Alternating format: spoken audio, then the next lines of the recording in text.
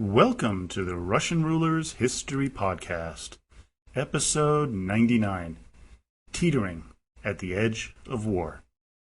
Well, before I get into today's podcast, I want to apologize to all of you for not having an Overdrive episode last weekend, and it's because sometimes life happens, and things just got in the way that just didn't allow me to get a podcast out, and most notably is that I'll be doing some health seminars in Australia next year in February. So if any of you are from Sydney or Melbourne, maybe we can get together when I get out there. But I had to get some things ready for it, as that is how I make my living. So anyways, let's get into today's episode. Last time, we recounted the events leading up to the Americans discovering the presence of missiles in Cuba and how the plan to place them there was hatched. U.S. President John F. Kennedy and his team met on October 16th at 11:15 a.m. and determined that there would be no toleration of the missiles in Cuba, and whatever way it would be done, they had to go. Soviet Minister of Foreign Affairs Andrei Gromyko was scheduled to meet with Kennedy on the 18th, along with U.S. Secretary of State Dean Rusk. At first, Cuba was not discussed, as Gromyko only talked about the German issue. But he was suspicious, as the President and Rusk were very tense. The Americans gave Gromyko, quote, every opportunity to confess knowledge of the Soviet missiles in Cuba. He didn't. Gromyko then pulled a terrible blunder. He sent two cable messages to the Kremlin, one that hinted that the Americans knew, and the other, utterly unbelievable, said that the Americans were okay with the situation. Well, members of the American ex-com advisors to the president voted 11-6 to blockade Cuba. Robert Kennedy, the president's brother, recommended that the term quarantine be used instead, as it was less provocative. Airstrikes were being heavily pushed by some, like Air Force Chief of Staff Curtis LeMay on October 21st, but Kennedy decided on the quarantine instead. The evening of October 22nd, the president had scheduled an address to the nation at 7 p.m. Anatoly Dobrynin, the Soviet ambassador to the U.S., was summoned to the State Department at 6 p.m. to be given the president's speech. Dean Rusk recalled, Dobrynin seemed to age 10 years while we were talking. And at the same time, the U.S. ambassador to the Soviet Union, Foy Kohler, delivered the message to Khrushchev. The speech given by the president recounted Moscow's deliberate deceptions, declared a quarantine of Cuba, and called on Khrushchev to halt and eliminate this clandestine, reckless, and provocative threat to world peace and to stable relations between our two countries. Khrushchev was called on October 22nd, and he told his son, quote, they've probably discovered our rockets. Nothing else would explain it. Berlin is quiet. If they were about to invade Cuba, then they would be quiet too. Sergei asked what would happen next. I wish I knew. The missiles aren't operational yet. They're defenseless, and they can be wiped out from the air in one swipe. Khrushchev picked up the phone to the Kremlin. Call round to all Presidium members and tell them to gather at the Kremlin in an hour. What's it about? I'll tell them once they're there. Invite Malinovsky and Kuznetsov too. At the Presidium meeting, Khrushchev looked at Malinovsky and said, you blew it.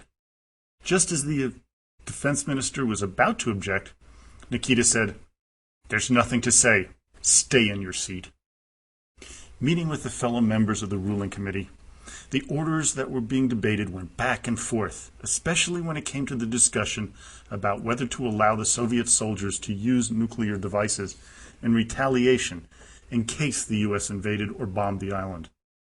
The Moscow elite were all nervous, awaiting Kennedy's response. Troyanovsky translated the president's letter to Khrushchev. Immediately upon learning that a quarantine had been ordered, Nikita shouted, "We've saved Cuba!" Khrushchev then began to work on a reply. He responded by denouncing Kennedy's, quote, serious threat to peace and security and his naked interference. He further demanded that the U.S. president renounce actions pursued by you, which could lead to catastrophic consequences for peace throughout the world. By 4 p.m. of the 23rd, orders given from the Kremlin canceled all military leaves and increased combat readiness for all Soviet troops. The world was now holding its collective breaths. The CIA reported troubling information to the President of the U.S. More ships from the Soviet Union were still heading to Cuba. Would they stop in the face of full naval quarantine? Would there be an armed confrontation? Neither side knew. Kennedy sent a short message to Khrushchev asking for prudence and cooler heads and to observe the quarantine. Robert Kennedy went to the Soviet ambassador Dobrynin's office to confront his adversary. Things went back and forth until, as Kennedy headed out the door, he asked Dobrynin what the Soviet naval commanders would do when confronted. The ambassador replied that they would, quote, not obey anyone's unlawful order to stop and be searched on the high seas. Kennedy said, I don't know how this is going to end, since we are determined to stop your ships. But that would be an act of war, Dobrynin replied. Kennedy just walked out of the room without saying another word. Dobrynin conveyed the conversation to Moscow. No reply was forthcoming to what some of Khrushchev's advisors called his confusion over the American response. At 10 a.m., October 24th, the U.S. Strategic Air Command raised the alert status from DEFCON 3 to DEFCON 2, one step below outright war. Bombers all over the world were loaded with atomic weapons, and many were in the air. Missiles were being prepared for launch. The next step was now up to Khrushchev. The Soviet premier kept going back and forth, ordering ships forward and halting some of them. But then, just before the American deadline, all ships near the quarantine area stopped, with some turning back. Khrushchev sent off an angry letter to the Kennedys, asking, "Who asked you to do this?" And, "In your heart you recognize that I am correct. I am convinced that in my place you would act the same way. Try to put yourself in our situation and think how the USA would react to these conditions." On Thursday, October 25th, Kennedy sent a reply to Khrushchev that was in one way cold, but in another very calm, hoping to avoid conflict. According to Nikita's son Sergei, his father was touched and impressed by the letter, so much so that when the Presidium met that afternoon, Khrushchev decided against any more confrontational rhetoric between Russian forces and the U.S. As Taubman puts it in his biography of Khrushchev, quote, "In the past, Khrushchev had rattled rockets to get out of tight spots, but his atomic bluster had always been bluff, and now that bluff had been called. Under similar circumstances, another autocrat might have taken the world down in flames with him, as Hitler had, or collapsed, like Stalin did in June 1941. But Khrushchev was no Hitler or Stalin. As one dream of glory came crashing down around him, he glimpsed another in ruins. Not only would he save Cuba, but he would save the world, save it from the brink to which his own recklessness had brought it." The following day, the United States was going ahead with their plan to invade Cuba, with many on the Joint Chiefs of Staff clamoring for airstrikes. Kennedy, to his credit, kept his cool, refusing to strike, instead hoping to make a deal with the Soviets. When Khrushchev had gone to bed the night before, he fully expected the U.S. to have backed down. When he awoke to read the intelligence reports that the U.S. was readying an armed response, Khrushchev, according to Kuznetsov, looked like he, quote, dropped a load in his pants. Problem was, it was a rumor and not solid intelligence. A Russian bartender in Washington, D.C. had overheard a conversation between two American journalists talking about covering an invasion. KGB agents in D.C. mistakenly confirmed the imminent invasion report, which was sent to Moscow, causing the concern. Khrushchev bluffed his way into the crisis, but there was no way to do that again in order to get out. Khrushchev dictated a letter vague in details, but clear of intent. The Soviet Union would pull the missiles out if the Americans promised to stay out of Cuba. October 27th opened with Khrushchev in a much better mood, as he felt that if the Americans had not invaded yet, they would not do it at all, and then he could make one more demand: to remove the U.S. missiles in Turkey. Sending the New Deal to the Americans was one thing. To publicly announce it was another. It was yet another blunder by Khrushchev, as he hadn't anticipated the problems it would cause. If the U.S. president had agreed to that publicly, it would have shown great weakness. Robert McNamara, the Secretary of Defense, was furious. But Kennedy was okay with the deal, as the U.S. really didn't need the missile bases in Turkey. But he wasn't ready to make the deal quite yet.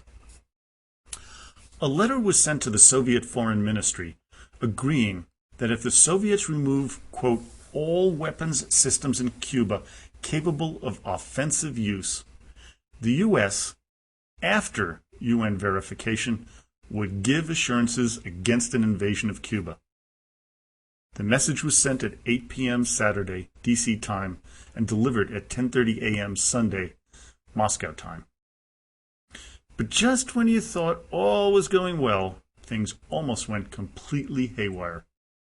On the morning of the day the agreement was received in Moscow, an American U-2 spy plane mistakenly strayed into the Soviet airspace over the Chukotka Peninsula. Jets from both countries were scrambled, but because the region had absolutely no strategic significance, Khrushchev brushed off the incident as inconsequential. But no, the crisis wasn't over yet, as another U-2 spy plane, this time piloted by Major Rudolf Anderson, was shot down over Cuba, killing the pilot. Lieutenant General Stepan Grechko had asked permission from Moscow to shoot down the plane, but before he ever received a reply, he or someone else gave the command.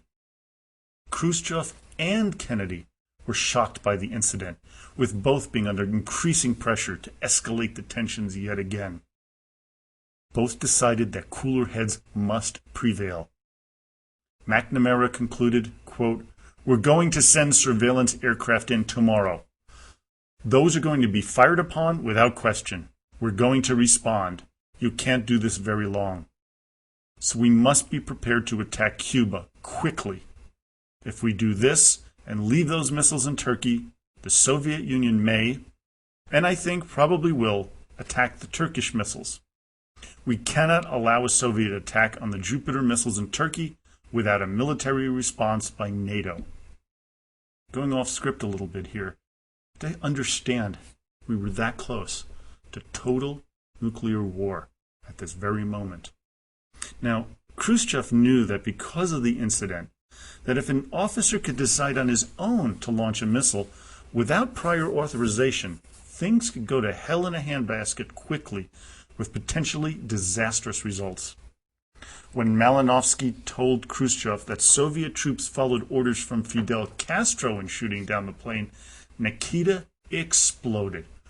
"Whose army is our general in? The Soviet or the Cuban army? If he's in the Soviet army, then why does he follow someone else's orders?" Well, next up was Castro's response to the deal Khrushchev settled on with Kennedy. Starting on October 26th through the 27th, Castro dictated a letter to Soviet Ambassador Alexeyev to send to the Kremlin, and in particular to Khrushchev. His message was intended to do this, quote, "I dared to write a letter to Nikita, a letter aimed at encouraging him. That was my intention. The aim was to strengthen him morally, because I knew that he had to be suffering greatly, intensely. I thought I knew him well." The message that Castro sent, though, was, quote, "If the imperialists invade Cuba with the goal of occupying it, the danger that aggressive policy poses for humanity is so great that following that event, the Soviet Union must never allow circumstances in which imperialists could launch the first nuclear strike against it. The moment to eliminate such danger forever through an act of clear, legitimate defense, however harsh and terrible the solution would be, for there is no other."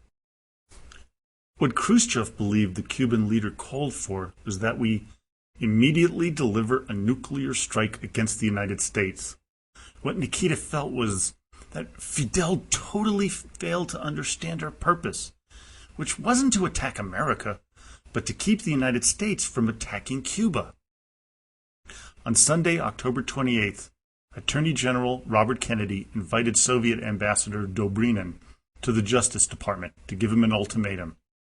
Agree to move the missiles and we'll take ours out of Turkey, but damn it, no one can know about that last part.